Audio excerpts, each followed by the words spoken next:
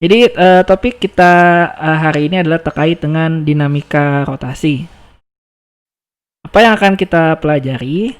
Kita akan mempelajari yang pertama adalah terkait dengan suatu besaran yang dinamakan torka.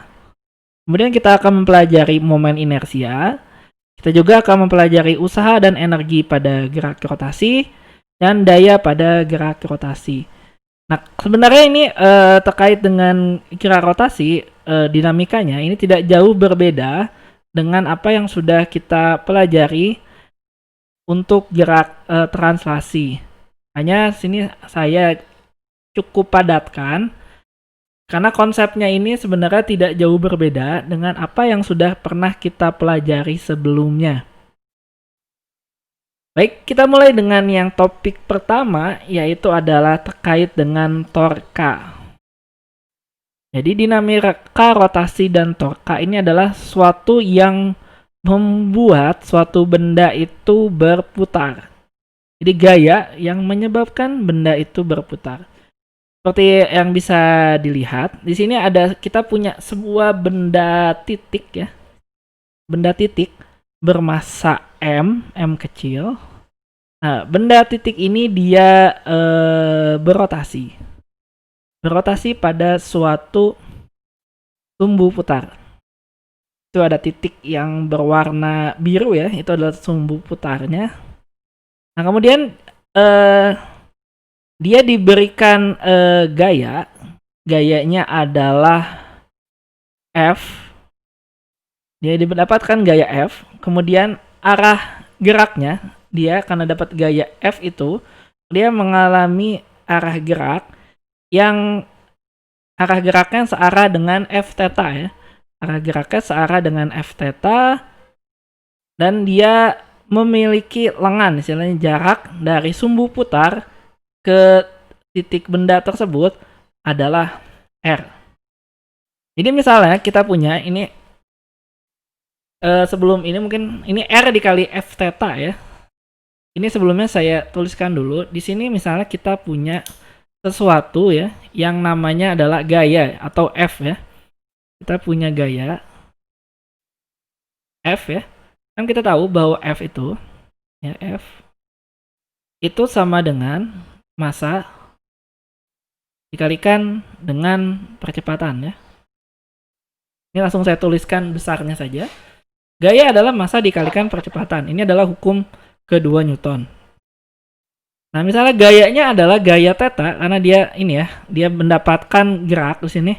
Geraknya itu akan searah dengan F theta. Yang kita dapat tuliskan ini adalah F theta. Oke. Nah, kemudian kita kalikan dengan R ya. Kita kalikan dengan R. Otomatis di sisi sebelah kanan pun harus dikalikan dengan R. Nah, ini dari gerak rotasi ya. Dari gerak rotasi kita tahu bahwa hubungan antara A itu adalah percepatan sini, percepatan tangensialnya A ya. Percepatan tangensial itu sama dengan percepatan angular atau percepatan sudut dikalikan dengan R. Sehingga dapat kita tuliskan R dikalikan dengan F theta ini adalah massa dikalikan dengan R kuadrat dikalikan dengan alfa. Ini seperti yang tertulis di slide ya. Jadi dapatnya dari situ ya. Kemudian kita gunakan, nah ini kita definisikan ada sebuah besaran ya yang bernama I. Ini kita akan bahas. Kita definisikan I itu sama dengan M dikalikan dengan R kuadrat. Sehingga kita akan mendapatkan RF theta itu akan sama dengan I dikalikan dengan alfa. Di mana alfanya adalah percepatan sudut dan I-nya itu sama dengan MR kuadrat. Kita belum bilang I ini apa. Kemudian kita definisikan torka. Torka itu lambangnya adalah huruf Yunani tau. Itu sama dengan R dikalikan dengan F theta.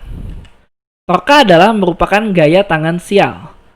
Jadi ini ya, ini adalah gaya penyebab, ini F-nya. Nah, Ketika dia didorong dengan suatu gaya F, dia akan mengalami, karena dia berputar, dia akan mengalami gaya yang namanya adalah gaya tangensial atau F theta. Maksudnya tangensial itu apa? Jadi kalau lingkaran artinya itu adalah gaya yang arahnya itu dia bersinggungan dengan sebuah lingkaran ya. Di tangensial atau tegak lurus ya. Sini tegak lurus dengan jari-jarinya. Nah, tahu ini dikalikan dengan lengan gaya. Lengan gaya itu adalah R. Maka kita dapatkan definisinya adalah torka itu sama dengan I dikalikan dengan alfa ya. Torka dikalikan dengan I dikalikan dengan alfa. Nah, torka ini memiliki arah. Ini kita ambil nilainya positif. Ini apabila si sistem ini akan berputar berlawanan arah jarum jam. Artinya torkanya positif. Sedangkan torka negatif itu apabila membuat sistem dia berputar searah jarum jam. Nah, di sini ini konvensi yang saya gunakan. Untuk beberapa buku teks mungkin ada yang dibalik ya. Mungkin ada beberapa penjelasan dosen pun yang menggunakan referensi lain, dia membalik. Ini tidak masalah, kita pakai yang manapun sebenarnya, selama kita konsisten dalam menggunakannya. Jadi jangan tiba-tiba arah jarum jam itu positif, nanti di yang lain tiba-tiba jadi negatif. Yang penting adalah konsistensinya. Kemudian mungkin di sini ya yang mungkin dulu pernah masuk SMA gitu, saya kurang tahu ya di SMK belajar atau tidak. Kalau nggak salah di sini mayoritas adalah SMK, SMA ya. Ini kenal istilahnya adalah torsi. Torsi. Nah, bedanya torsi sama torka itu apa sih?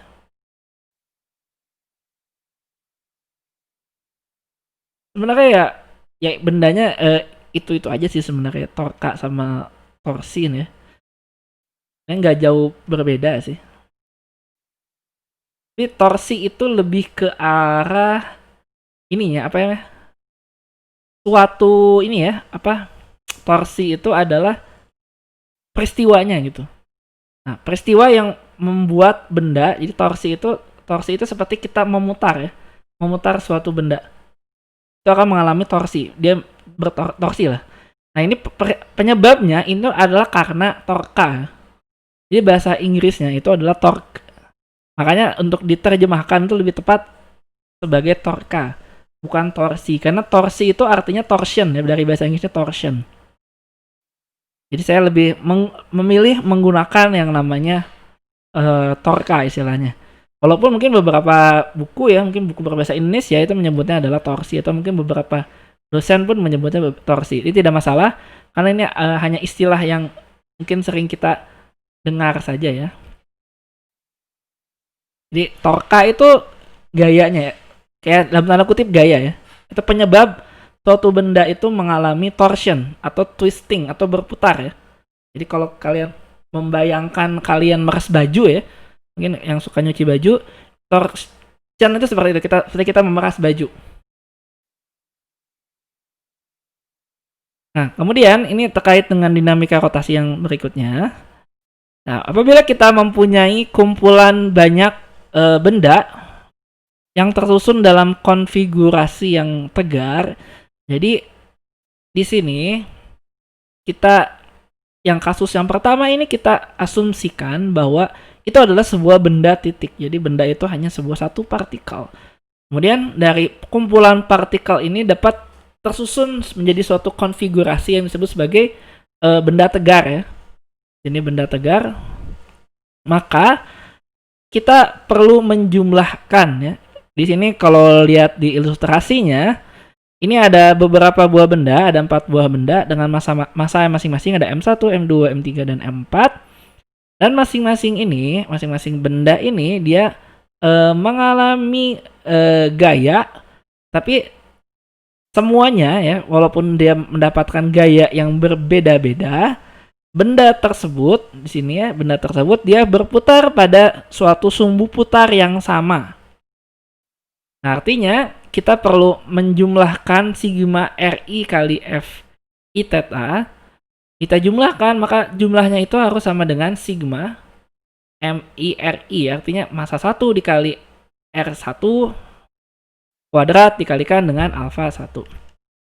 Nah, karena partikel ini terhubung secara tegar, maka otomatis alfanya itu memiliki percepatan sudut yang sama, yaitu adalah alfa ya.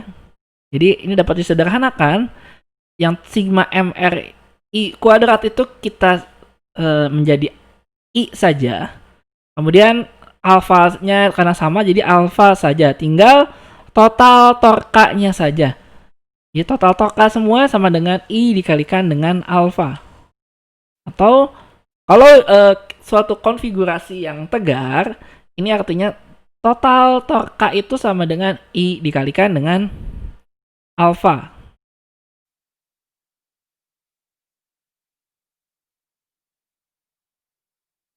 Nah, ini bentuk ini kalau kita perhatikan torka total itu sama dengan I alfa. Nah, ini adalah seperti analogi rotasi untuk hukum kedua Newton. Di hukum kedua Newton seperti yang sudah kita pelajari, hukum kedua Newton ya ditulis adalah ini, F net sama dengan M kali dengan A ya. Ini adalah hukum kedua Newton. Nah, kita analogikan, ini adalah untuk gerak rotasi. Jadi ada semacam hukum kedua Newton untuk gerak rotasi. Artinya di sini torka ini merupakan analogi rotasi untuk gaya. Jadi dia semacam gaya yang menyebabkan benda itu berputar ya. Jadi kalau gaya kan menyebabkan benda itu geraknya lurus ya. Kalau kita ngomongin gaya biasanya terkait dengan gerak translasi. Nah, ini kalau torka ini menyebabkan dia geraknya adalah berputar. Jadi dia analoginya sama seperti dengan gaya. Otomatis, nah ini adalah I ya. I ini kita sebut sebagai momen inersia. Momen inersia ini merupakan analogi untuk massa.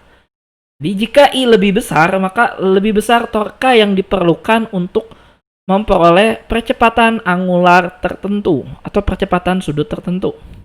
Nah, momen inersia ini, jadi I ini seperti massa. Jadi dia adalah seberapa inert itu seberapa lembam si benda ya. Momen yang menyatakan seberapa lembam benda untuk istilahnya adalah dia berputar. Jadi kalau massa itu menyatakan kelembaman ya. Kelembaman itu mungkin banyak yang belum paham ya maksudnya kelembaman. Jadi kelembaman itu bukan sama dengan kelembaban. Bukan artinya lembam itu lebam ya. Ada istilahnya ada lembab, ada lembam, ada lebam. Jadi kalau lebam itu apa ya? Itu kalau kalian dipukul itu lebam. Biru-biru ya. Tapi kalau lembam, nah ini ada M-nya lembam. Itu artinya seberapa kalau kalian saya analogikan adalah anak mahasiswa gitu, itu kalau bangun pagi atau kuliah pagi itu biasanya malas banget. Mager ya, malas gerak. Itu artinya seberapa mager dia untuk pergi kuliah, itu artinya dia lembam banget ya. Kalau mager banget nggak mau pergi kuliah, susah bangun pagi, itu lembam artinya. Jadi kayak sesuatu yang menghambat lah ya, menghambat kita untuk melakukan sesuatu. Semakin lembam benda tersebut, maka semakin susah benda itu untuk bergerak. Nah, kalau di hukum Newton, ukuran kelembaman benda itu terkait dengan massa ya. Ini analoginya adalah kalau gerak rotasi adalah dengan momen inersia. Coba kalian bayangkan kalian punya massa yang besar, misalnya ada gajah, dan bandingkan gajah dengan misalnya kucing. Coba kalian coba pindahkan gajah dengan satu tangan dan kucing dengan satu tangan. Tentu lebih susah memindahkan gajah dengan satu tangan ya. Walaupun anak gajah pun kemungkinan tidak bisa. Karena artinya itu menyatakan ukuran kelembaman. Begitu juga yang dengan namanya momen inersia. Jadi momen inersia ini dia kalau untuk gerak rotasi itu analog ya. Analog itu apa ya? Kita analogikan lah gitu. Kita analogikan, kita mirip-miripkan, kita asumsikan itu seperti dengan massa. Itu ya. Dan alfa ini, alfa itu adalah A ya. Percepatan sudut itu analogi dengan percepatan. Nah, satuan torka itu dia adalah kilogram meter kuadrat per second kuadrat ya. Kilogram meter per second kuadrat. Karena gaya dikalikan dengan lengan gaya. Nah, ini dia sama dengan Nm ya. Nm itu Newton dikalikan dengan meter. Nah, di sini yang perlu diperhatikan ya. Ini kalau secara satuan gitu ya, secara satuan torka itu satuannya sama dengan usaha ya. Nah, usaha itu adalah gaya gitu kan. Dikalikan dengan perpindahan. Nah, di sini torka ini adalah gaya dikalikan dengan lengan gaya. Jadi kalau secara satuan dia sama, tapi secara fisis peristiwanya itu berbeda ya. Nah, bagaimana kita menghitung sekarang adalah rotational inersia atau sering disebut sebagai momen inersia. Jadi untuk suatu benda tegar atau bahasa Inggrisnya adalah continuous body, rotational inersia atau momen inersia ini dapat dihitung menggunakan integral dari R kuadrat dikalikan dengan dm. Di mana R kuadrat itu adalah jarak ya. R itu adalah terhadap sumbu putar ya. Jadi lengan gayanya, jarak terhadap sumbu dia berputar dikalikan dengan dm. Dm itu adalah fragmen kecil suatu massa dari benda ya. Ini diintegralkan. Kemudian ini ada rumus istilahnya paralel aksis teorem atau teorema sumbu sejajar. Ini dinyatakan dengan ini, di mana I,com itu adalah inersia pada pusat massa ditambah dengan massanya dikalikan dengan A kuadrat, artinya jarak dari itu. Nah, ini rumus ini, yang dua ini tidak akan saya bahas secara detail, karena saya tahu kalian tidak belajar detail terkait integral, dan juga tidak perlu diturunkan. Karena levelnya adalah ini level D3 ya, tidak perlu diturunkan. Jadi kalau mau pakai nanti tinggal lihat tabel saja. Kalau bendanya ini apa gitu ya, ini nggak perlu susah-susah. Jadi lihat tabel saja, nggak perlu dihafalkan, tidak perlu diturunkan. Nah, terkait ini yang momen inersia ini, pertama saya akan menjelaskan dulu tentang sedikit ya tentang yang namanya pusat massa ya, pusat massa dari suatu benda. Jadi pusat massa atau sering disingkat disebut center of mass atau singkatannya ada COM. Kadang-kadang di bahasa Indonesia adalah PM ya, pusat massa. Dari suatu sistem N partikel. Jadi N itu jumlah partikel yang banyak lah. Jumlah partikelnya adalah N. Dia didefinisikan sebagai titik di mana koordinatnya diberikan dalam bentuk ini. Nah, ini kalau dia bentuknya 3 dimensi, artinya dalam X, Y, dan Z ya. Jadi artinya M kecil di sini ya. Ini kalian tidak perlu menghafalkan rumusnya ya. Saya akan menceritakan saja. Jadi kita lihat yang X-com, artinya titik X untuk pusat massa itu adalah jumlah, sigma itu artinya jumlah ya. Jumlah MI itu misalnya adalah jumlah partikelnya ada 10, maka kita menjumlahkan MI artinya massa 1 ya. XI itu adalah posisi 1. Jadi massa 1 kali posisi 1, massa 2 kali posisi 2, massa 3 kali posisi 3 gitu ya.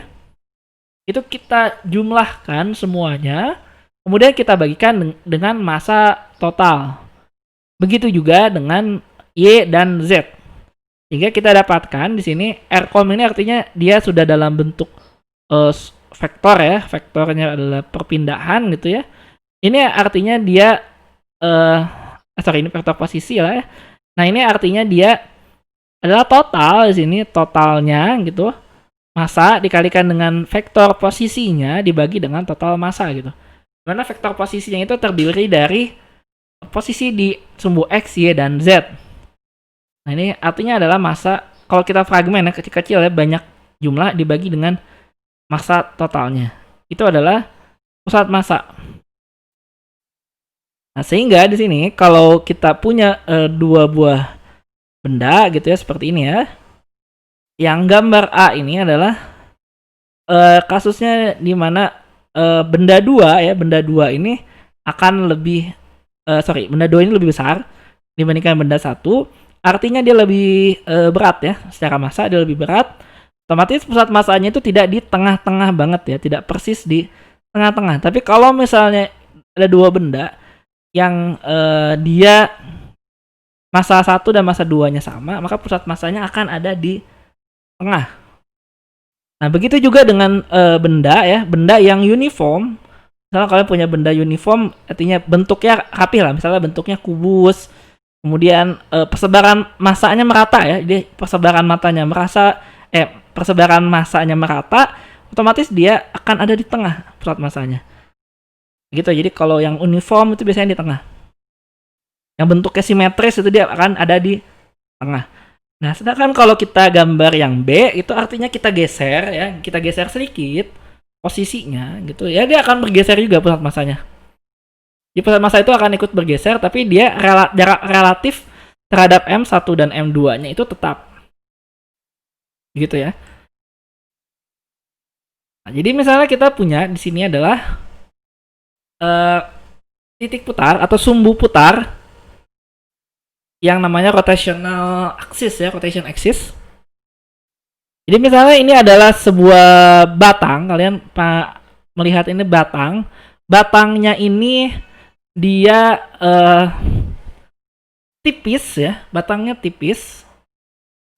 Batangnya tipis, kemudian panjangnya dibandingkan dengan tebalnya itu sangat lebih besar panjangnya, sehingga kita bisa asumsikan dia seperti batang satu dimensi ya.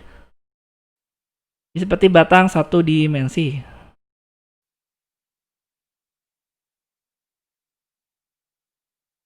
Nah, ini seperti batang satu dimensi.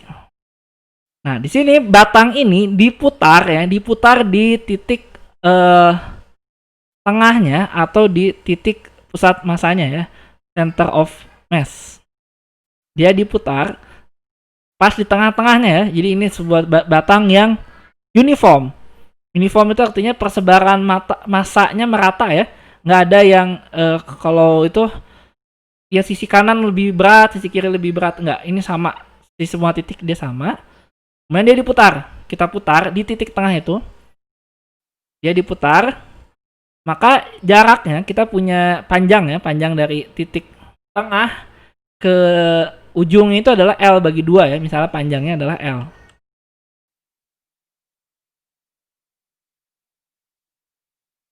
Nah, kemudian karena batang tadi ini uniform, maka pusat massanya ada di tengah. Artinya kita akan mencari bagaimana dengan I-nya ya. I itu adalah tadi momen inersia di pusat massa.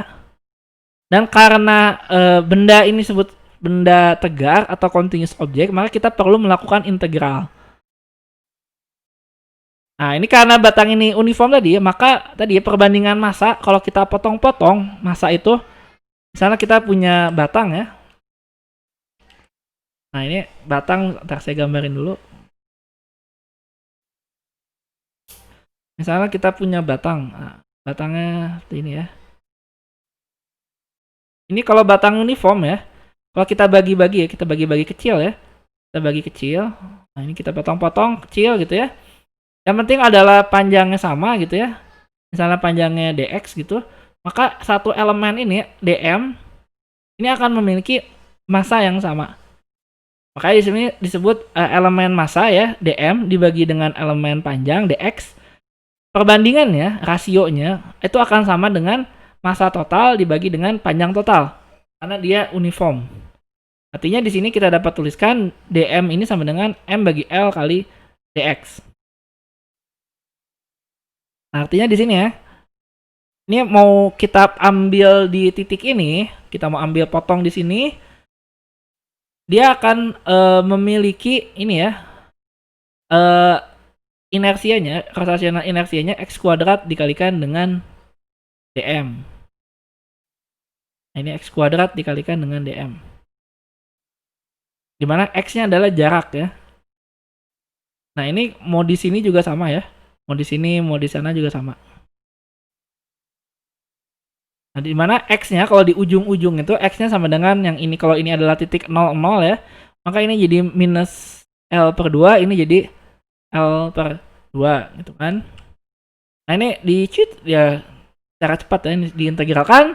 Nah ini kita dapatkan untuk benda seperti ini, artinya batang yang panjang, yang diputarnya itu adalah di tengah-tengahnya, maka kita dapatkan ini adalah I-nya ya. Nah ini I-nya adalah ini. Nah ini I-nya. Kok ini nggak bisa digaris? Nah ini I-nya adalah I-nya ya. I. Momen inersia adalah 1/12 dikalikan dengan M kali L kuadrat ya, dimana M-nya adalah massa total si batang, dimana L-nya adalah panjang total batang. Jadi ini yang ingin saya sampaikan di sini adalah, ini kalian tidak perlu menurunkan, ini saya perlihatkan cuma satu contoh saja ya. Sisanya nanti kita lihat dari tabel saja, nggak usah pusing-pusing. Jadi ini kalau batang, ini kasusnya paling sederhana karena batang ya, batang ini paling sederhana. Jadi kalian punya, anggap aja pipa lah, kayak semacam pipa atau lidi ya. Itu kalian putar di titik tengahnya. Itu dia ini putarnya kayak baling-baling ya. Jadi putarnya jangan diputar ini putarnya seperti kita kayak baling-baling ya. Jadi putarnya kayak baling-baling. Nah, itu dia baling-baling bambunya Doraemon lah gitu ya. Putarannya gitu kan. Nah, itu dia momen inersianya adalah 1/12 ml kuadrat. Karena tiap benda ini akan berbeda-beda ya. Untuk benda titik ya, kalau kita asumsikan suatu benda adalah benda titik, maka dia M kali R kuadrat saja. Tapi kalau dia benda tegar, maka ini beda ya, ada benda titik, ada benda tegar. Jadi benda titik itu anggapnya adalah sebuah titik saja. Itu dia hanya M kalikan dengan R kuadrat. Jadi massa dikalikan dengan jarak sumbu putarnya. Tapi kalau dia adalah benda tegar seperti ini, maka kita perlu mencari ya berapa sih momen inersianya. Ini untuk kasus yang pertama dia 1/12. Nah ini adalah beberapa benda ya, beberapa benda beserta momen inersianya. Kita lihat aksis ini warna biru itu artinya adalah sumbu putarnya. Bagaimana caranya dia diputar. Nah misalnya ada yang IM R kuadrat itu, ini adalah semacam ini ya, cincin yang tipis ya. Jadi suatu lingkaran cincin yang tipis atau roda yang tipis yang berputar di sumbu putarnya seperti itu, maka dia momen inersianya adalah mr kuadrat. Itu gambar yang A ya. Nah, kalau gambar yang B itu adalah sebuah silinder yang bolong di tengah ya. Sebuah silinder yang bolong di tengah dengan suatu ketebalan tertentu. Dengan suatu ketebalan tertentu. Dimana di sini dia diputarnya ya, sekali lagi ini diputarnya itu di apa namanya? Seperti itu ya. Jadi bukan kayak tadi ya, ini diputarnya seperti ini di tengah-tengah ya, di titik R-nya. R sama dengan 0. Jadi artinya di sini panjangnya di B ya, gambar yang B ini. Nah, ini panjangnya atau L-nya si benda ini tidak akan berpengaruh terhadap momen inersianya. Yang ini kita perlu tahu adalah R1 dan R2-nya. Sedangkan untuk yang C ini dia berbeda. Ini sekali lagi berbeda ya. Ini adalah berbeda dengan kasus yang tadi. Ini adalah setengah. Karena sumbu putarnya adalah di sini ya. Di sini sumbu putarnya. Nah, kasus yang tadi sumbu putarnya sini. Ini lihat perbedaannya ya. Jadi ini sama aja, misalnya sebuah silinder yang panjangnya L gitu, ini tidak akan berpengaruh L-nya, yang dia pengaruhnya jari-jarinya saja. Ini adalah solid cylinder about central disk. Nah, sedangkan kalau yang kasus D, nah ini kasus D ya, ini kasus D. Ini adalah bedanya dengan kasus yang tadi. Ini sama-sama sumbu putarnya, tapi di sini si jari-jari dari silinder tersebut tidak diabaikan. Jadi kita tidak mengabaikan jari-jari silinder. Karena anggapannya L-nya itu tidak cukup panjang, tidak cukup besar dibandingkan dengan R ya. Nah, sedangkan kalau yang kasus E, nah ini kasus E ini sudah kita bahas. Ini seperti ini ya, 1/12. Nah, kemudian kalau kasus yang F F ini adalah bola ya. Bola pejal, solid sphere ya. Ini diameter apapun maka dia seperti ini. Nah, kemudian kalau yang berikutnya, yang ini, yang G, ini adalah thin spherical cell about any diameter. Artinya ini bolanya. Ini lihat ya, ini 2/5 ya. Yang ini 2/5. Yang ini adalah 2/3. Ini adalah bola yang tipis. Jadi dalamnya itu kosong ya. Thin spherical shell. Jadi kayak cuman cangkangnya saja. Nah kan kalau yang H ya, ini sama seperti gambar A, tapi dia sumbu putarnya yang berbeda. Nah sedangkan kalau yang I ini dia seperti pelat ya, seperti pelat yang tipis, besar. Nah itu bentuknya momen inersia seperti itu. Itu beberapa contoh momen inersia. Jadi ini kita sekali lagi ya, tidak perlu di sini namanya adalah menurunkan. Coba kalau saya tanya ya, misalnya kita punya ban, roda ya, roda itu kira-kira pakainya yang mana ya?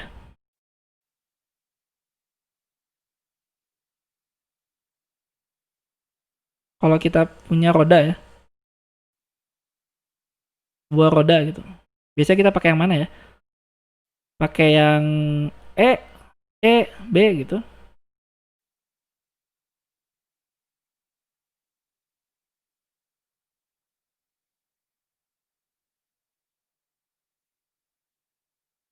Mana B?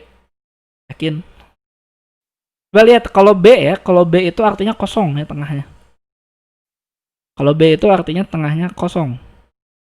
Sekarang kita tahu bahwa roda itu tengahnya nggak kosong. Dia ada semacam pelek ya.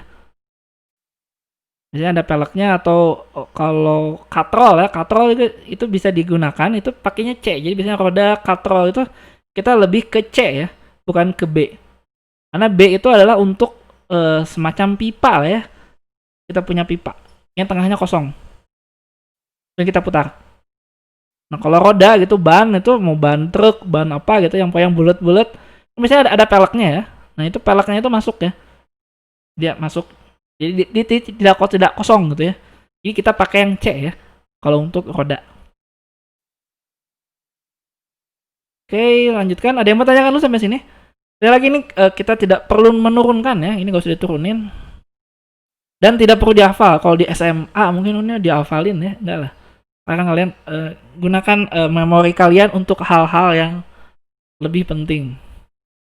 Ya kalau ujian pun kalau saya kasih gitu kan, apalagi ujian sekarang open book terus ya, karena UASnya nanti online juga. Jadi ya silakan cari gitu ya, untuk silinder pejal tuh apa gitu. Silakan, nggak usah dihafalkan. Penting tahu cara menemukan I-nya gitu. Kalau dicari tanya I gitu atau ditanya nanti torkanya tahu I-nya.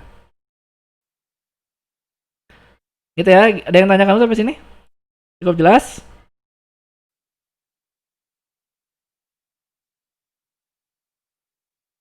Kalau tidak ada kita lanjutkan kembali. Jadi konsepnya gampang ya sebenarnya ya. Nggak susah-susah amat. Nah, kita lanjutkan. Ini adalah kasus menggelinding dan slip ya.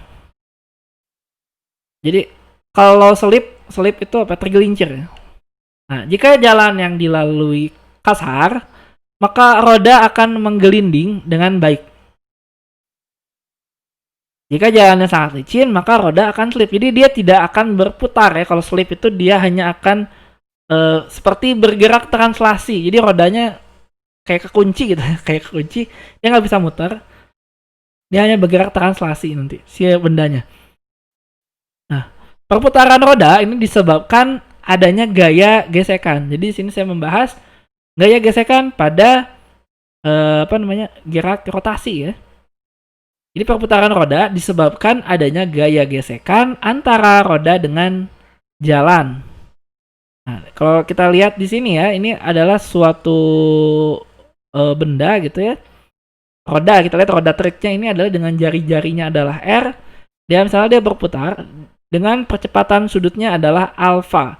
Kemudian di situ ada gaya yang berlawanan dengan arah geraknya. Kalau dia maju ya, maka arah geraknya kan ke depan, maka gaya geseknya itu ke belakang.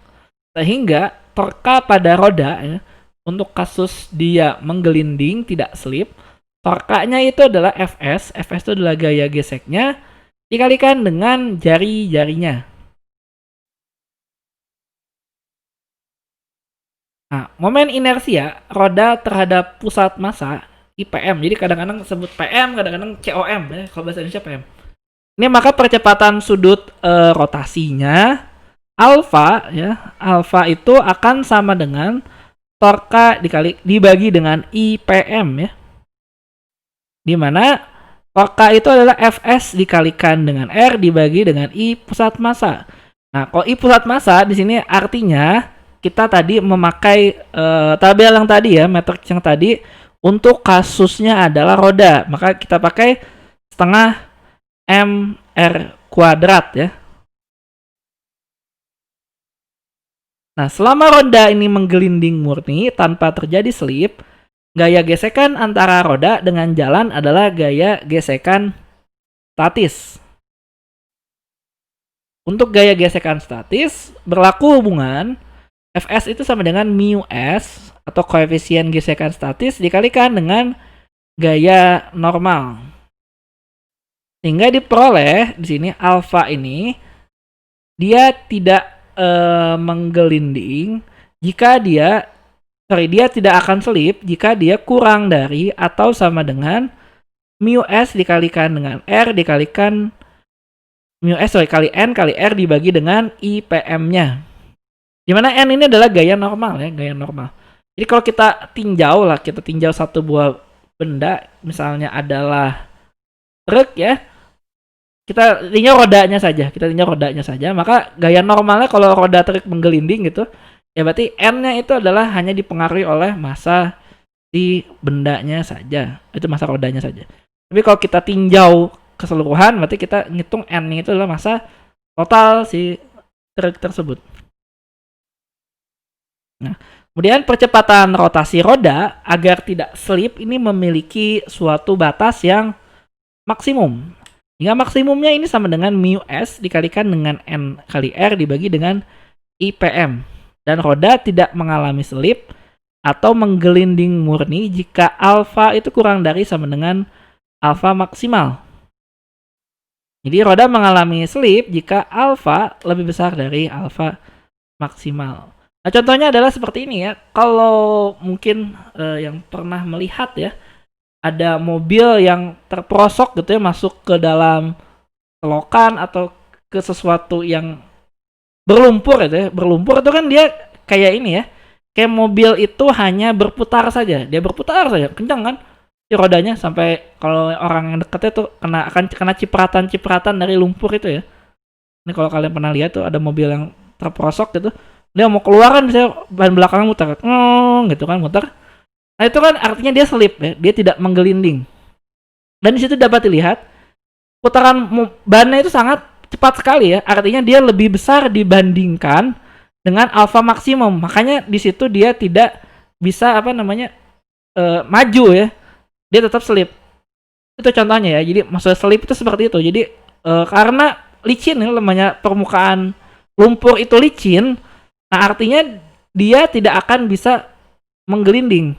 Dia akan slip. Dan di situ alfanya itu akan besar gitu.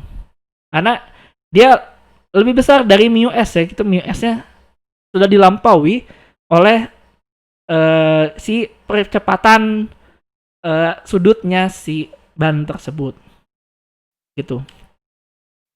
Oke, sebelum masuk ke usaha. Nah, ini emang ada agak cepat karena memang prinsipnya itu tidak jauh berbeda ya. Lagi prinsipnya tidak jauh berbeda. Oke, gimana? Ada yang mau tanyakan dulu?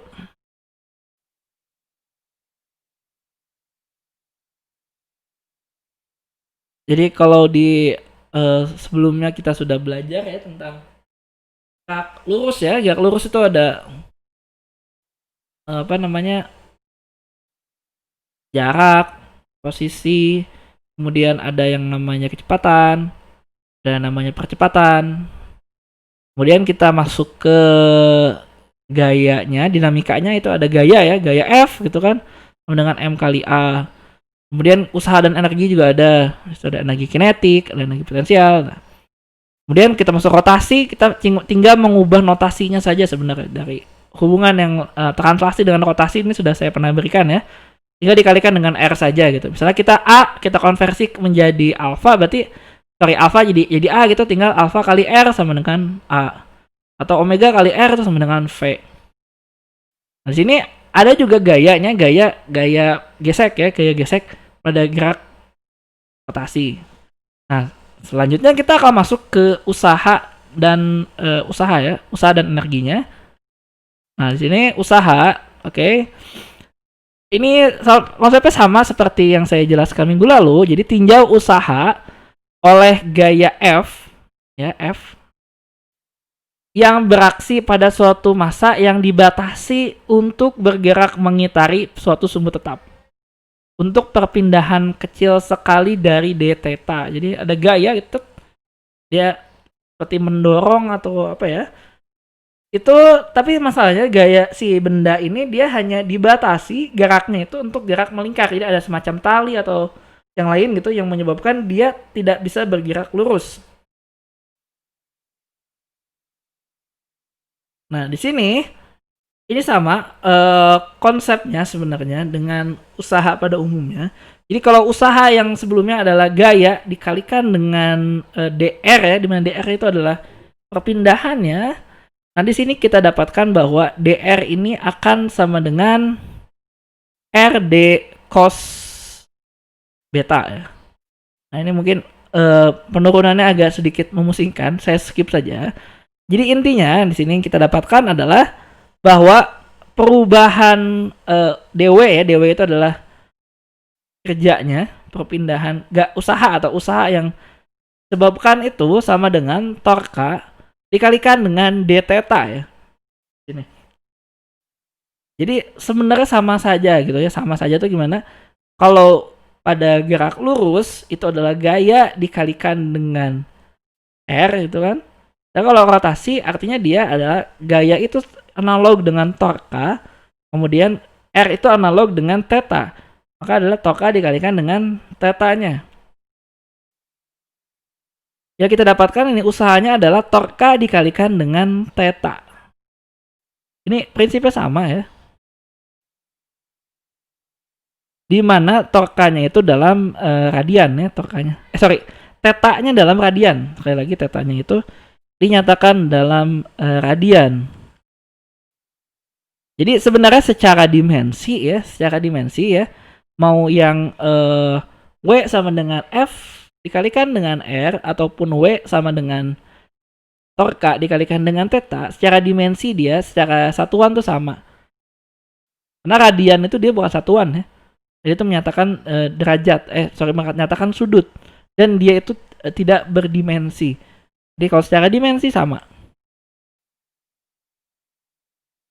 Nah ini tanda positif negatifnya itu di mana W akan negatif atau usahanya akan negatif jika torka dan theta ini memiliki arah yang berlawanan.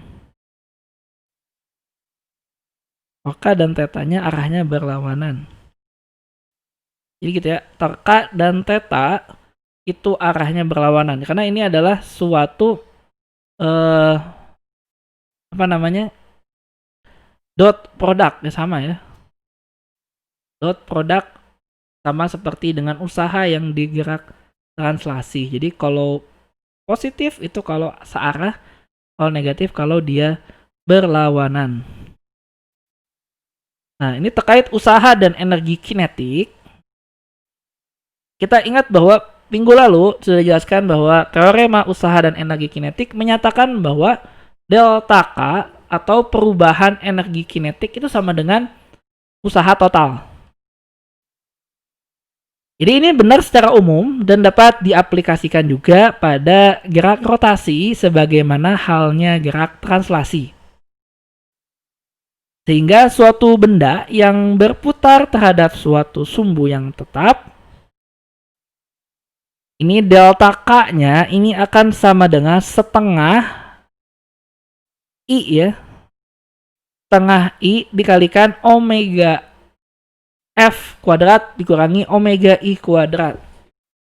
Nah, kalau kita bandingkan, ini saya coba bandingkan dengan energi kinetik ya, energi kinetik pada gerak translasi.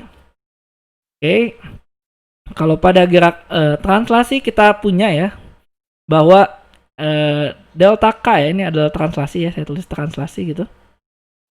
Ini adalah setengah dari M dikali V2 dikurangi V1 kuadrat ya. Kayaknya analoginya sama, sekali lagi ini analoginya sama. Setengah sama-sama setengah, ini setengah dan setengah. Kemudian I diganti dengan M. Nah ini omega, F ini maksudnya final ya. Ini F itu artinya final. Dan yang ini adalah inisial. Jadi akhir dikurangi dengan awal, sama saja.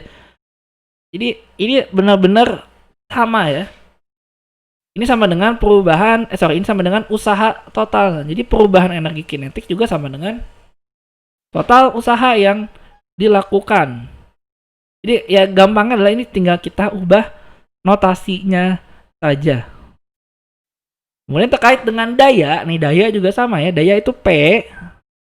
Nah, usaha yang dilakukan oleh suatu torka atau tau yang menyebabkan perpindahan theta ini diberikan oleh persamaan ini ya. W sama dengan torka dikalikan dengan theta. Sehingga dayanya, daya yang diberikan oleh suatu torka yang konstan ini akan sama dengan seperti ini. Torka dikalikan dengan omega. Ini analog dengan ini ya. Analog dengan F dikalikan dengan V ya. Ini analoginya sama.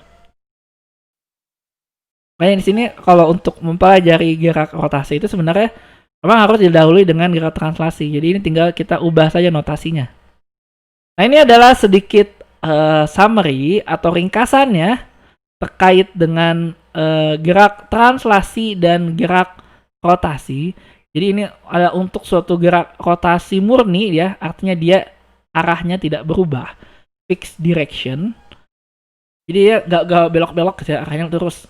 Nah kemudian ini adalah full rotation, artinya dia sumbunya tetap, jadi tidak sumbunya nggak berubah-ubah, jadi sumbu putarnya itu tetap, sumbunya tetap. Kita punya posisi di situ, ada yang punya namanya adalah angular position atau posisi sudut. Kita punya velocity, maka dia akan punya angular velocity atau kecepatan sudut. Percepatan ya, akselerasi, ada juga kecepatan sudut. Massa itu sama dengan rotational inersia, atau disebut sebagai momen inersia. Kemudian ada Newton second law, ini sama dengan Newton second law-nya pada kasus rotasi. Kerja atau usaha juga sama ya, cuman tinggal ganti F jadi tau. Dx jadi d theta.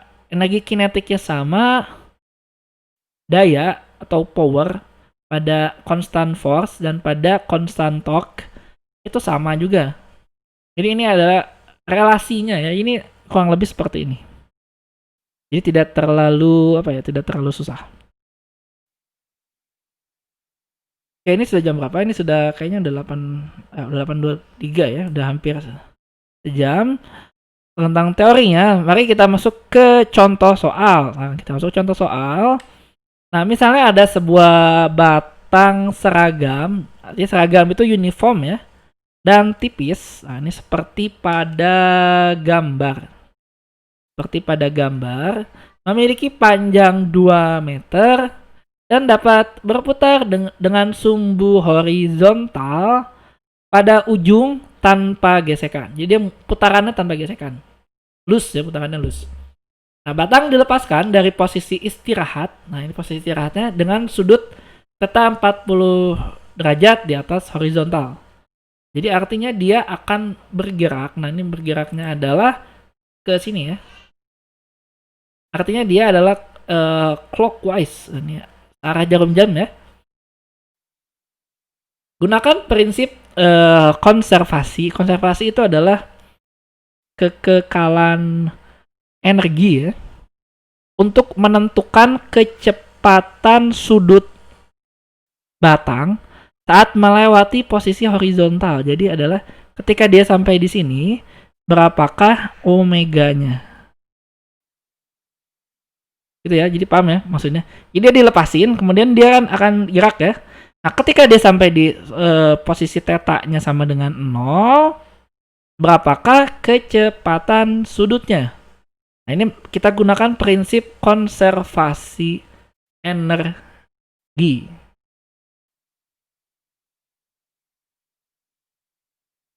Nah, oke, ini kasusnya agak sedikit berbeda ya dengan kasus yang sebelumnya. Yang saya sudah pernah contohkan, saya buka papan tulis saja. Oke, di sini pertama apa yang harus kita lakukan? Kita harus pertama adalah mencari momen inersia ya.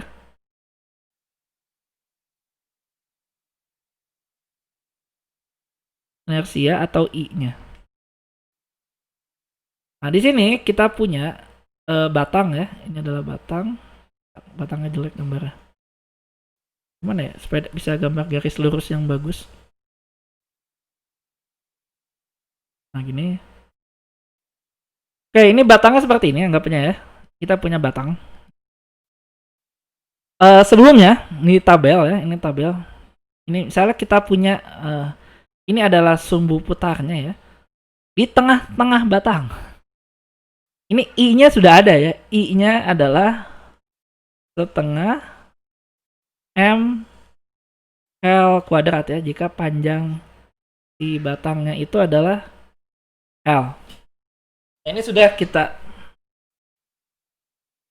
kos setengah 1/12 ya, maaf. 1/12 ya. Ini sudah kita lihat tadi ya. Nah, masalahnya adalah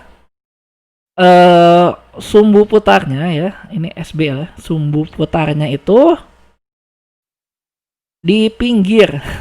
Ini bukan di tengah. Nah, kalau kita lihat ya, kalau yang ini mana? Mau saya hilang. Ini kalau kita lihat tadi di slide yang sebelumnya, coba cari. Nah, ini ya, terus ini tidak ada di sini, ya kan? Ini memang nggak lengkap sih, ya. Ini sebenarnya nggak lengkap. Nggak semuanya ada gitu. Nah, bagaimana kalau sumbu putarnya itu bukan di tengah, tapi di ujung? Nah, di sini saya akan menunjukkan ini sedikit penurunan ya. Tapi kalian tidak perlu menurunkan, bisa dihafal atau bisa dicari di internet juga ada sebenarnya. Ini terkait dengan ini, teorema sumbu sejajar atau paralel aksis teorem ya. Di pada teorema sumbu sejajar itu dinyatakan bahwa I sama dengan I-kom plus MH kuadrat. Kita balik ke papan tulis ya. Nah, ini. Jadi misalnya saya punya batang. Nah, ini sumbu putarnya di sini. Oke, sumbu putarnya di sini ya. Nah, ini adalah sumbu putarnya di ujung. Ini bisa diputar. Ini kita gunakan namanya adalah gunakan teorema sumbu sejajar. Di mana I-nya atau momen inersianya itu akan sama dengan I di pusat massa ya, IPM. Jadi plus M dikalikan dengan H kuadrat. Oke.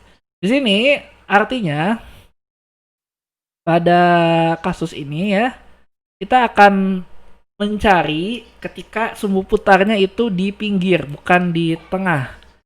Jadi untuk di pinggir, M ya, M itu adalah massa, H itu adalah jarak ya. Jarak. Jadi jarak si si titik tersebut, nah ya. H itu adalah jarak titik tersebut dari titik pusat massa. Jadi jarak H itu adalah jarak sumbu putar dari pusat massanya. Sehingga di sini kita dapat menyelesaikan untuk kasus ini ya. Kita coba selesaikan. Maka IPM ya, IPM udah jelas ya. I pusat massa untuk batang adalah ketika dia pusat massanya itu sumbu putarnya itu adalah di pusat massa. Ini adalah sama dengan 1/12 M kali L kuadrat ya. Nah, ini ditambah M-nya. Kalau L-nya kan L-nya itu kan panjangnya L ya. Maka dia posisi di pinggir itu sama dengan adalah L/2 ya. Jarak dari pusat massa itu adalah L/2. Berarti ini kita dapatkan L/2 kuadrat ya. Ini saya gambarin lagi. Ini misalnya adalah ini ya. Ini adalah pusat massanya. Maka jarak dia dari pusat massa itu adalah setengah L ya, atau L/2. Ini artinya di sini kita akan punya 1/12. Nah, ini ditambah dengan 2 kuadrat kita punya 1/4 ya. 1/4 dikalikan dengan ML kuadrat. Nah, 1/4 ini kalau kita ubah ke dalam per 12 itu dia menjadi 3 ya. 3/12.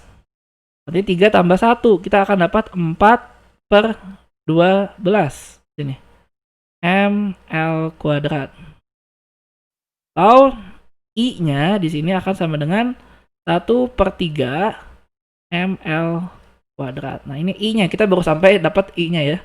Ini belum sampai ke apa namanya? Omeganya. Kita kan butuh mencari omega di sini. Kita baru dapat I-nya saja. Nah, kemudian di sini kita diminta menggunakan kekekalan energi ya, konservasi energi. Nah, ini kalau saya gambarkan dulu ya soalnya ya. Ini gambar soalnya ya. Ini gambar dari soal yang tadi itu ini ya, batang set. Nah, ini batang. Nah, ini adalah posisi horizontal. Dia membentuk sudut theta, sudut awal itu sama dengan berapa tadi? 40 ya. Ini adalah 40 derajat. Kemudian dia dilepaskan ya. Dilepaskan. Nah, di sini kita perlu mencari ketinggian awal. Nah, ini ketinggian awalnya itu adalah H ya di sini. Ini adalah H. Nah, batang ini kan batang uniform ya, artinya pusat massanya di tengah ya. Di tengah. Sorry, ini bukan H ya. Kita bukan mau cari ini sih. Kita mau cari ketinggian. Jadi kita mau cari di sini adalah ketinggian pusat massa ya. Ketinggian pusat massa itu adalah H di sini. Ini adalah ketinggian si pusat massa. Jadi ketinggian pusat massanya pada posisi awal ya.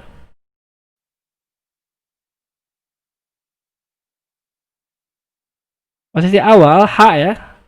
H ini dapat dicari menggunakan jaraknya. Misalnya ini panjangnya L ya. Misalnya ini panjangnya adalah L, maka dari titik sumbu putarnya, ini adalah sumbu putarnya ya, ke pusat massa adalah L/2.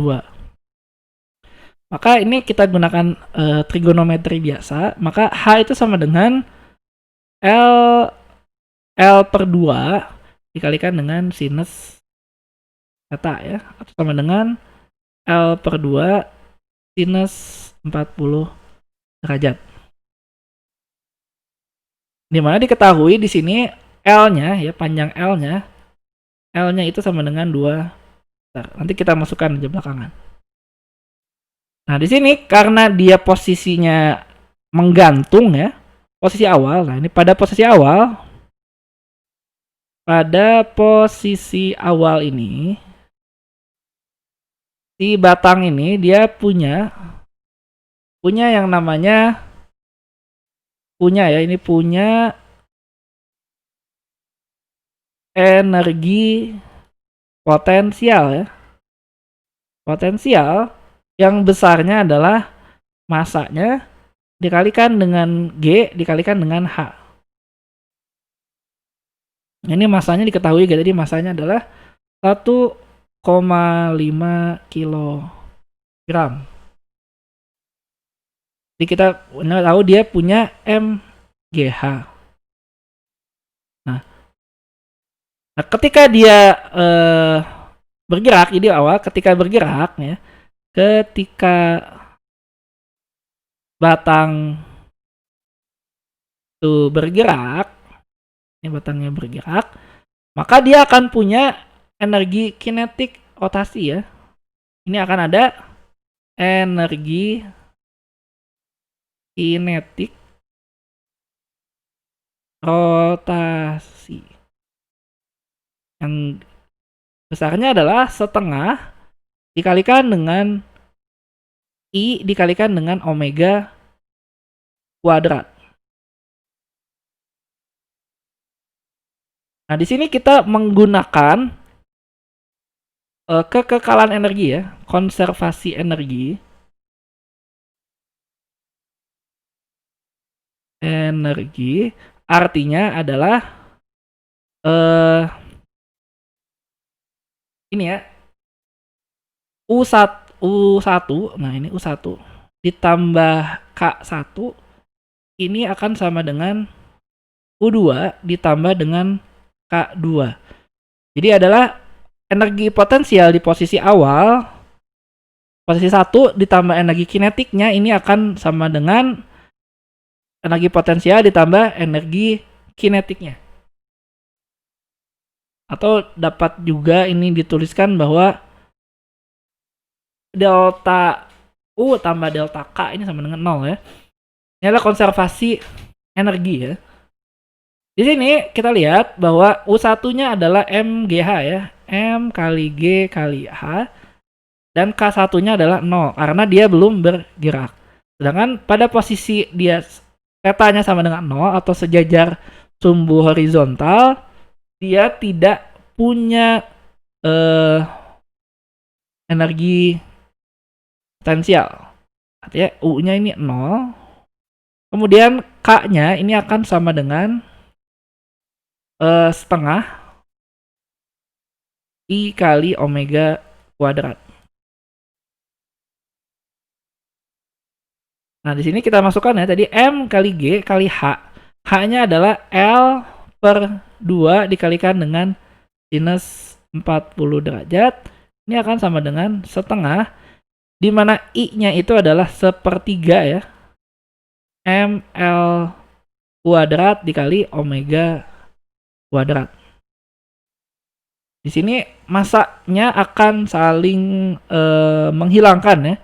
Ini masa akan hilang, masa akan hilang. Dan yang kita cari adalah omeganya. Kita punya omega kuadrat di sini ya. Omega kuadrat itu sama dengan ini ya. Ini setengah, ini habis ya, setengahnya habis. Tinggal naik 3 ya. 3 pindah ruas. Jadi 3G di sini. 3 kali G. Kemudian L yang satunya habis. Ini tinggal per L ya.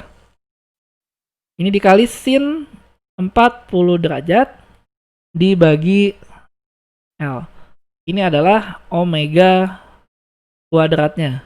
Atau omega ini sama dengan 3G sin 40 derajat dibagi L. Artinya 3, ini akar ya.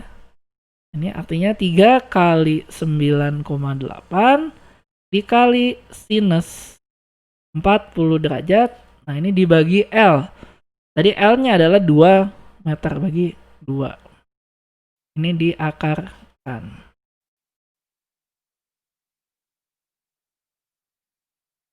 Coba ada yang bisa menghitung berapa hasilnya? Gimana?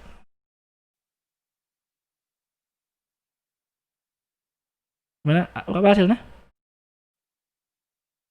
3 kali 9,8 kali sin 40 bagi 2.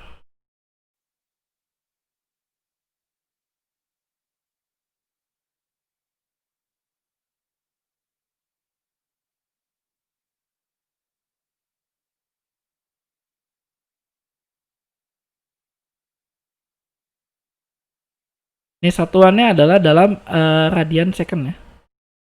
Radian per second.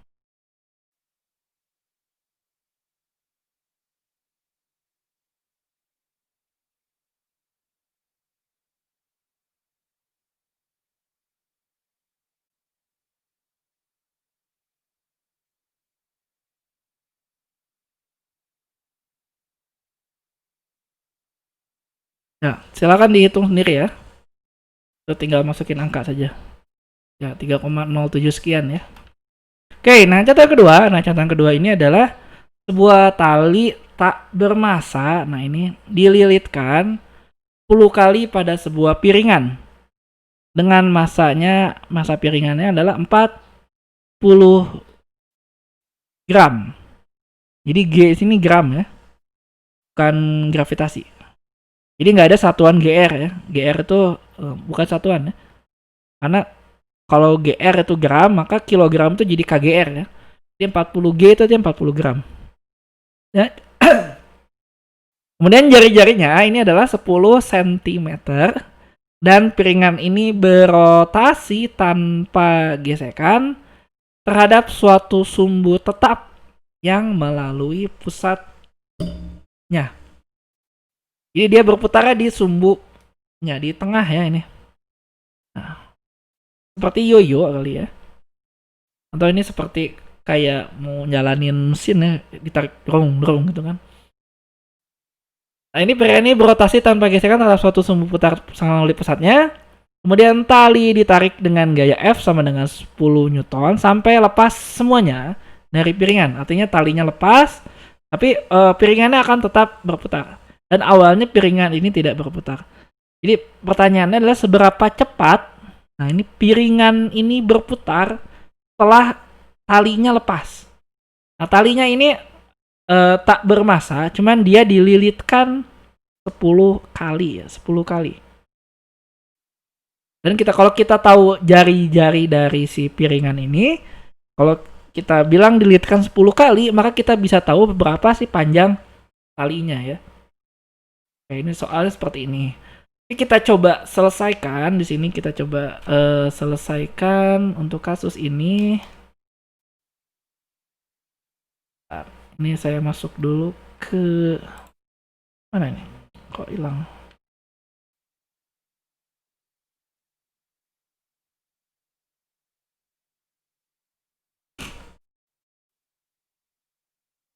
Mana ya? Saya masuk ke papan tulis lagi. Ini saya coba geser saja ya. Geser ke samping aja.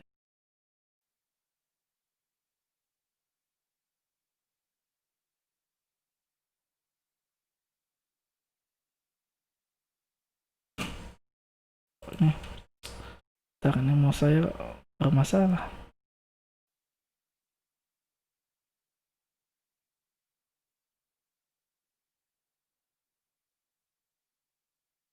Oke, di sini kita lihat ya. Jadi saya gambarkan ulang ya, ini misalnya ada lingkaran. Kemudian dia berputar di sumbunya dan diketahui ini adalah jari-jarinya adalah R. Kemudian ditarik ya dengan suatu gaya F. Dan ini masanya adalah M. Jadi kita perlu menentukan pertama adalah kerja atau usaha ya. Jadi kerja atau usaha yang dilakukan W ini sama dengan torkanya dikalikan dengan theta. Kemudian torka itu ya torka tau itu sama dengan R ya dikalikan dengan F. Di sini dia tegak lurus ya antara jari-jari dengan si gayanya. Nah, di sini perpindahan sudut. Nah, ini perpindahan sudut.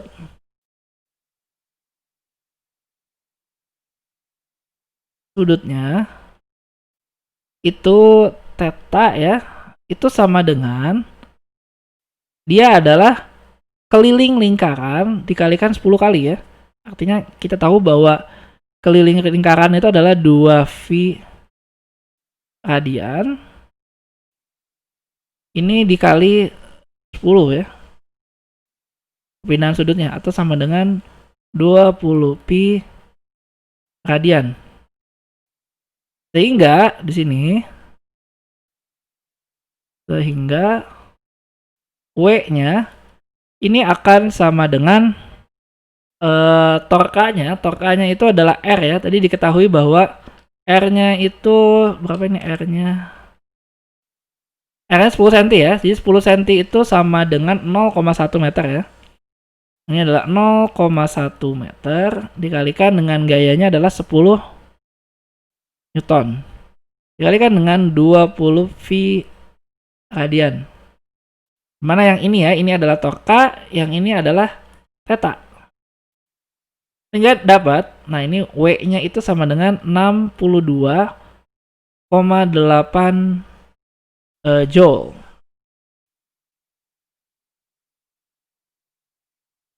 Nah, kita ingat bahwa di sini W ya, W net atau W total itu sama dengan perubahan dari energi kinetik. Ini sama dengan setengah I dikali dengan delta omega kuadrat ya. Sorry, kok misalnya gini.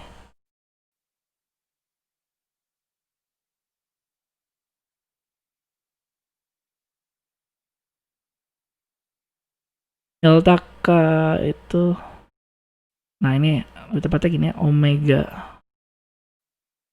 2 kuadrat min omega 1 kuadrat ya. Ini adalah perubahan energi kinetik. Nah ini kita perlu mencari nilai I. I untuk piringan, nah ini sudah ada ya di tabelnya. Yang berputar piringan ya, piringan yang berputar pada sumbu pusatnya ini adalah sama dengan setengah mr kuadrat. Nah, sehingga di sini karena ini ya, karena W1-nya itu sama dengan 0 ya. Awalnya diam, gitu kan? Awalnya diam. Maka kita bisa tuliskan di sini adalah setengah dikalikan dengan setengah mr kuadrat dikalikan dengan omega kuadrat ini sama dengan W ya. Ini setengah kali setengah adalah 1/4. Ini R kuadrat pindah ruas, jadi kita akan punya omega kuadrat ini sama dengan W dikalikan dengan 4 dibagi dengan M dikalikan dengan R kuadrat. Atau omega ini sama dengan akar ya. Jadi 4 dikali 62,8 dibagi masanya tadi adalah 0,4 dikali dengan jari-jarinya yaitu 0,1. Ini silakan dihitung ya, ini hasilnya berapa. Satuannya adalah dalam radian per second.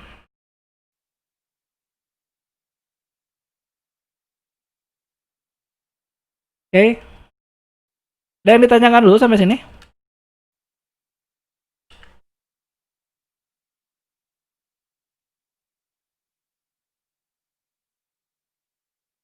Ya, sampai sini ada yang mau ditanyakan?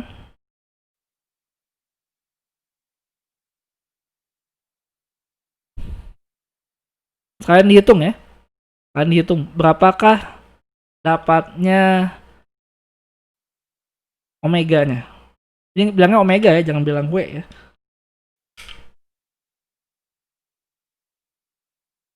Tujuh 79,246.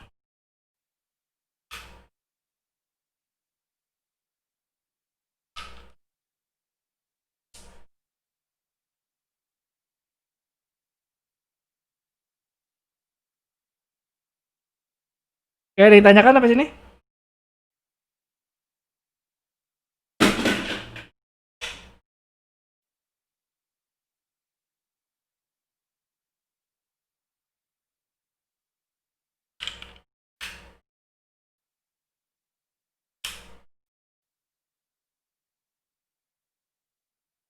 Kalau tidak ada kita lanjutkan lagi. Ya, kalau tidak ada kita lanjutkan kembali. Oke, ini adalah. Tadi yakin jawabannya itu? Nah, kayaknya saya ada yang salah tulis ya. Saya balik dulu deh.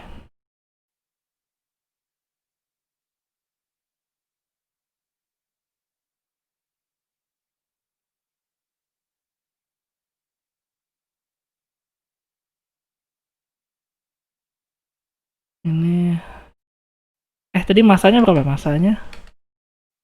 40 gram. Oh, salah, 40 gram ya, bukan 0,4. Maaf. Nah, ini agak ada yang aneh. Sorry, ini ralat ya, masanya bukan 0,4 tapi adalah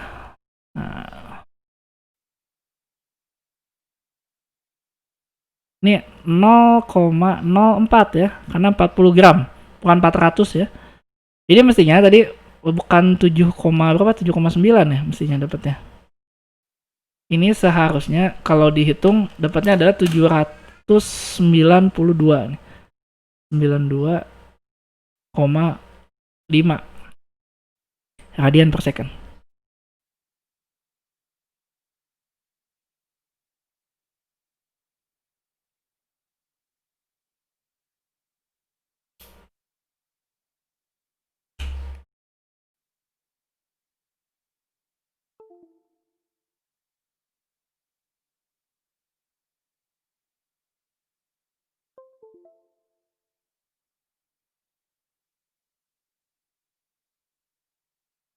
Kita lanjutkan sedikit di sini.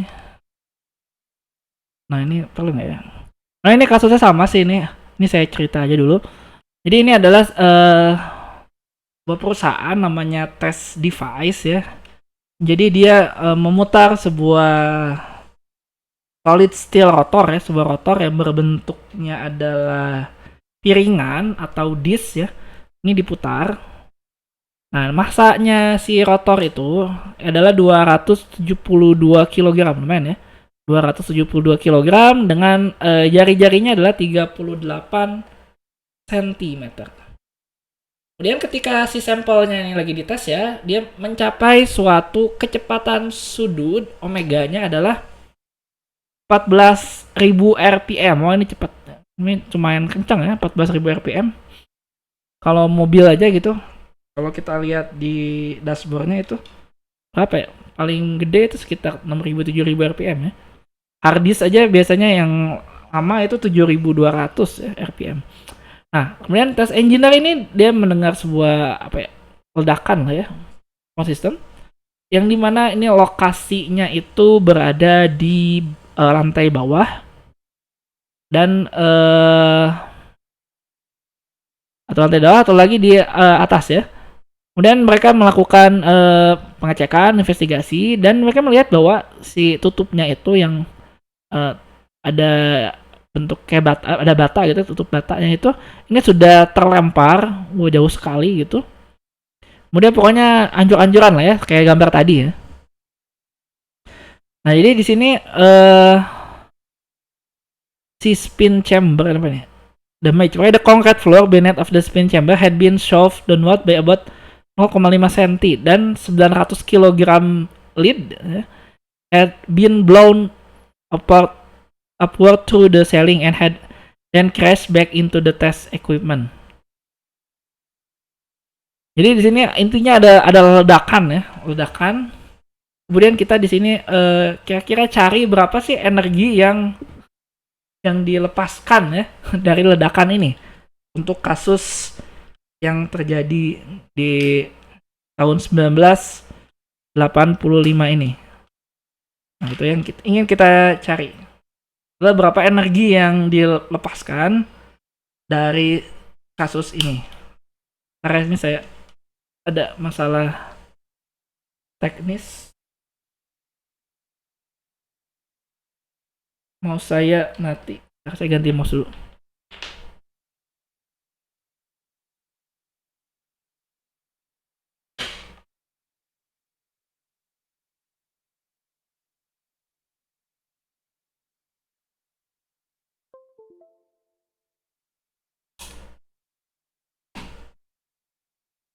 Oke, ini adalah kasusnya. Nah, ini bagaimana tadi gambarnya. Nah, gambar ini ya. Jadi ini ledakan-ledakan yang terjadi itu ya, ledakan yang terjadi. Nah, ini pada kasus ini ya,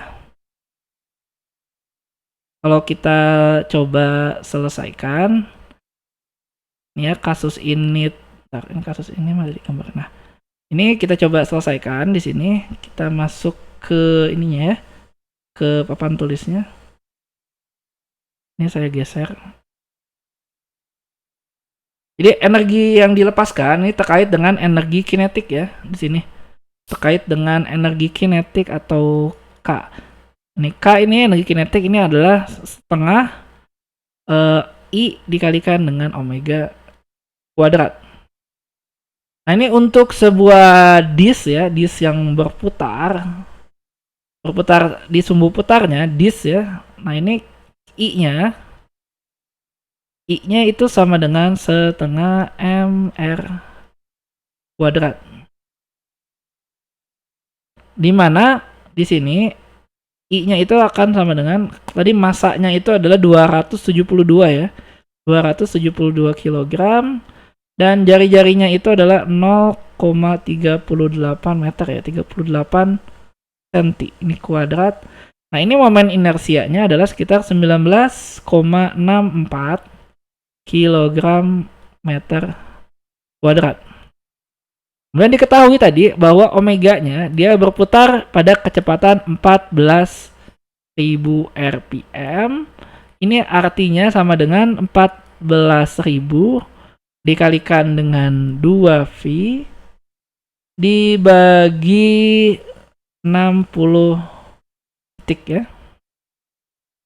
Ini hasilnya adalah, ini tulisnya adalah kurang lebih 1,466 kali 10 pangkat 3 radian per second.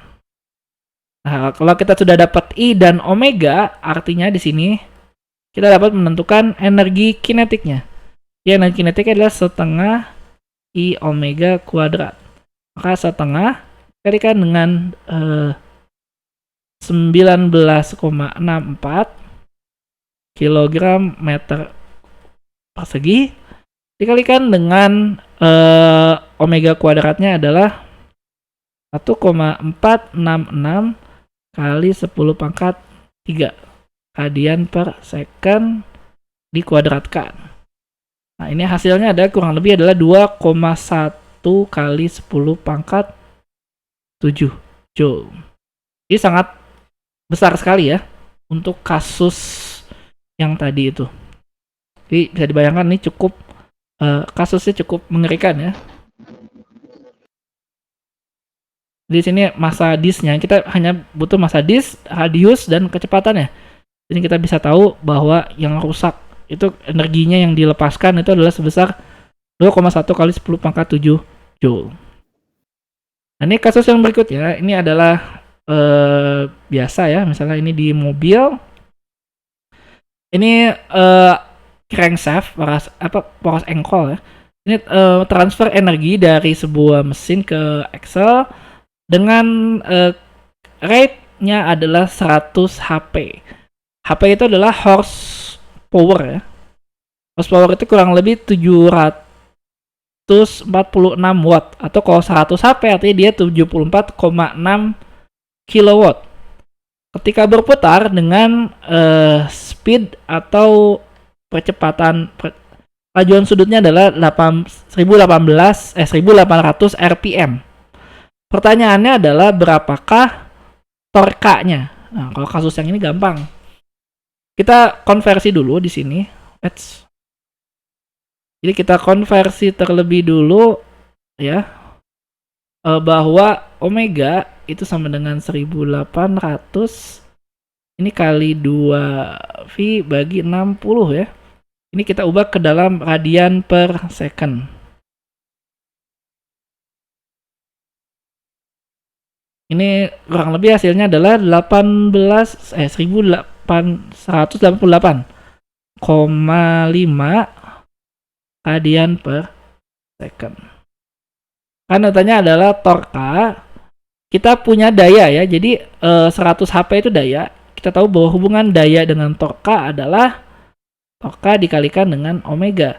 Artinya torka itu adalah daya dibagi dengan kecepatan sudutnya. Atau 746 ini jadi 74.600 ya. Dibagi dengan omeganya adalah 188,5. Nah, ini kita dapatkan bahwa torkanya adalah 396 Newton meter. Ini kasus-kasus yang mudah ya contohnya dibandingkan yang sebelumnya. Sebelumnya agak sedikit butuh mikir. Nah, berikut saya akan menjelaskan ini hampir akhir ya, ini nanggung, saya jelaskan saja. Di sini tentang tenaga kuda. Jadi ada istilah yang namanya tenaga kuda. Tenaga kuda ini bahasa Inggrisnya adalah horsepower. Ini adalah daya ya. Ini adalah satuan daya. Jadi ini biasanya digunakan zaman dulu ya karena masih menggunakan tenaga kuda ya untuk melakukan sesuatu ya, melakukan kerja. Nah, ada istilahnya metric horsepower dan juga ada istilahnya imperial horsepower. Jadi berapa sih horsepower ini? Jadi horsepower ini kalau dalam satuan watt ini untuk mekanikal. Jadi ada beberapa tenaga kuda ya di sini, ada beberapa jenis ya. Yang umum adalah mechanical horsepower. Jadi mechanical horsepower itu sama dengan kurang lebih ya, nilainya ada 745,7 watt. 745,7. Dia 745,69 sekian sebenarnya. Kita bulatkan 745,6 watt. Ini adalah untuk mechanical ya. Ini yang tadi ini mechanical. Kemudian ada istilah lainnya. Nah, ini sebelum saya lanjut, ini kalau dalam satuan lain ya, dia adalah 33.000 ya. 33.000 feet pound per minute ya. Ini satuannya kalau untuk imperial. Kemudian untuk yang metric, jadi ada istilahnya metric ya. Metric HP gitu, metric horsepower. Dia sedikit berbeda dibandingkan mechanical. Untuk yang metric horsepower itu dia adalah 735,5 ya dibulatkan watt. Ini untuk metric. Kemudian ada yang sering juga adalah electrical HP ya. Kalau horsepower ini sama dengan 746 watt. Ini biasanya kalau daya yang dinyatakan dalam listrik ya, satu tenaga kuda atau 1 PK ya, sama dengan 746 watt. Ini biasa yang ada ya. Nah, kemudian ada istilahnya, ini sering umum, ada namanya brake horsepower. Jadi ini sebenarnya horsepower juga, cuman ini metodenya saja yang berbeda. Ini terkait dengan metode ya, metode untuk mendapatkannya. Nah, jadi ini terkait dengan metodenya sebenarnya. Nah, ini kalau kita konversi sama saja gitu. Ini istilah sama saja ya. Jadi ada istilahnya BHP, itu bukan break even point ya. Itu BEP. BHP itu dia adalah brake horsepower. Artinya ini metodenya. Nah, ini metodenya ini dia minus frictional losses in transmission. Jadi dia ini metode untuk mendapatkannya. Nah, biasanya ini kita pakai contohnya adalah untuk kasus mesin ya. Ini contohnya ada mesin Caterpillar ya. Ini adalah industrial diesel engine untuk apa nih? Banyak ya ini. Dia kalau saya lihat di petunjuknya ya, si mesin ini teh buat apa aja gitu. Jadi kalau di sini ini dia bisa untuk aplikasinya itu banyak. Bisa untuk agriculture, aircraft ground support, bore drill, rigs, dan macam-macam. Jadi ini untuk mesin industri ya, ini bukan untuk mesin apa ya, bukan untuk alat berat saja. Nah, kemudian mesin ini, nah ini dia masuk industrial engine, ini memiliki rating range-nya dari 63 sampai 90 BKW ya. BKW itu artinya brake kilowatt. Nah, ini setara dengan 84,5 sampai 120,7 bhp atau brake horsepower. Untuk kecepatannya 2200 sampai 2500 rpm. Nah, pertanyaannya adalah berapakah torka yang dapat dihasilkan dari mesin ini? Nah, untuk mengetahui torkanya, nah artinya kita yang punya adalah daya ya. Kita punya daya. Nah, hubungannya adalah torka dikalikan dengan omega. Ini sama seperti tadi, adalah daya dibagi dengan omega. Nah, ini omega yang pertama kan range-nya dari 2200 ya. 200 rpm. Nah, ini artinya berapa nih? 2200 adalah kalau kita konversi ke dalam rpm, artinya dia dikalikan dengan 2 pi dibagi 60 ya. Ini kurang lebih 230,4 ya, kita bulatkan ya.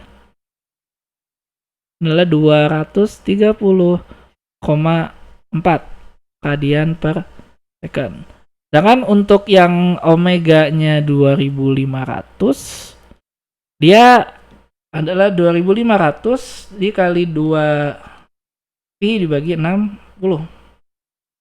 Ini kurang lebih 261,8 ya. 261,8 radian per second. Artinya nanti kita perlu torka 1 gitu ya, torka 1 dan torka 2. Berarti ini adalah range-nya gitu ya. Nanti range-nya itu tergantung kalau kita mau pakai yang maksimalnya berapa gitu. Misalnya kita anggap maksimal ya, maksimal. Berarti kita ambil yang 90 dan dia 2500 rpm ya. Anggapannya ya. Nah, ini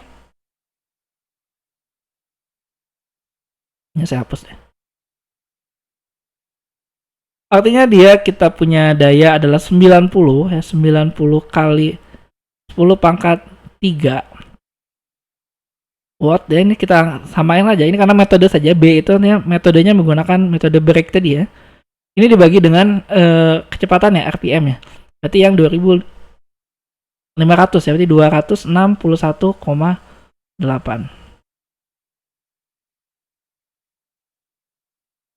Ini adalah 90.000 dibagi 261,8. Ini kurang lebih hasilnya adalah 343,8 ya. Dibulatin Newton meter. Dan untuk torka 2 ini yang minimal bawah ya. Berarti ini adalah 63 kali 10 pangkat 3. Ini dibagi dengan 230 ya.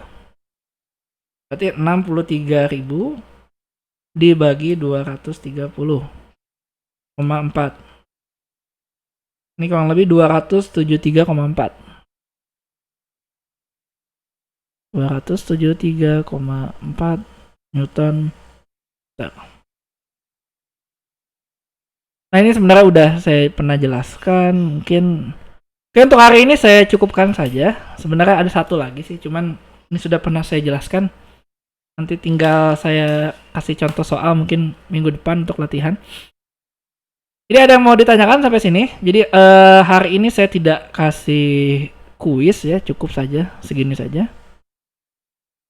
Jadi ini adalah akhir dari kuliah kita hari ini.